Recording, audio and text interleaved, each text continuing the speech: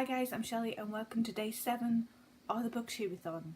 We did it! We made it all the way through a heat wave, through all the books, through all the challenges. It's day 7. Holy crikes! So today's challenge is less of a challenge and more of an emotional love towards books. We have been asked by Ariel Bissett, our wonderful leader, to talk about our favourite book. As a bibliophile, and I would imagine there's a lot of bibliophiles, it's very difficult to pick your favourite book. I could talk about my love for The Fault in Our Stars and Augustus Waters and Existential Three Throws, which I still don't quite know what that means, but I'm working on it. I could talk about one of my Book-Tube-A-Thon reads, which is Simon vs. the Homo Sapiens Agenda, which I do quote as my favourite book quite a lot. A beautiful love story which just gives me all the tingles and Oreo fun. But I was sat down thinking about this, and although those books are wonderful and they give me all the feels and all the happiness, there is one particular book that I'm even getting kind of welled up just thinking about it. You know that edge of teariness where you just like, ooh, I get like that just thinking about it. And that is Black Roses, The Killing of Sophie Lancaster by Simon Armitage. It's a book of poetry, but for those of you who don't like poetry, please don't turn away. It's something different. This is oh so different. The story behind this book is of a young woman named Sophie Lancaster who lived and breathed and was part of this planet, who on the 11th of August 2007, along with her boyfriend Robert, was brutally attacked and killed by a bunch of teenagers who just didn't like what her and her boyfriend looked like. Her boyfriend survived, Sophie didn't. It's a collection of poems really, but they all flow into one another and tell the story of Sophie's life bit by bit by bit. From growing up and meeting Robert, to getting a place together, to the night of the attack, to after the attack. You were also taught about the aftermath.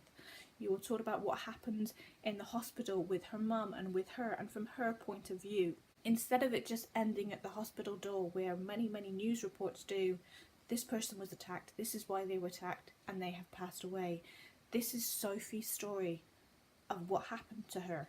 In the introduction, Simon Armitage has written, "I never met Sophie, but in everybody's recollections, and especially those of her mother, she was a sensitive, inquiring, peaceable, innocent and defenceless young woman, and through these poems I wanted to give her back her voice." You are literally put into Sophie's head as all these things are happening to her, and it's quite powerful and quite emotive, and I just don't know how to use the right language to describe. It breaks your heart, and yet the beginning part of Sophie's life, this was an amazing woman. She was so beautiful, and her thoughts and her feelings were just so wonderful. I cannot describe this book properly. I never ever could. I'm going to read you a little piece just so you can get a taste of how wonderful Simon's writing is. "I wore studded dog leads around my wrist and was pleased as Punch in the pit at a gig, to be singled out by a shooting star of saliva from Marilyn Manson's lips. But for all that stuff, in many ways an old-fashioned soul, quite at home in my own front room, on my own settee, I read, I wrote, I painted, I drew. Where it came from, no one knew, but it flowed. It flew."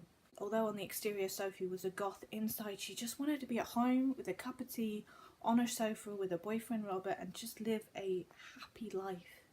This was made into a play and was shown at the theatre, and then it was made into a TV play for BBC4. I think it still exists here on YouTube, and I will link it here, there and everywhere.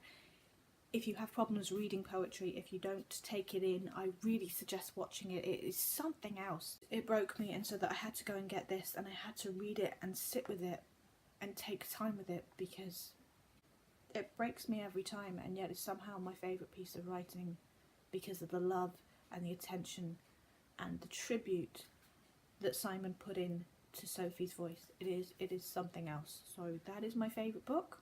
It's day 7 of the Book-Tube-A-Thon. I'm going to go finish up reading and then I will be doing my wrap up.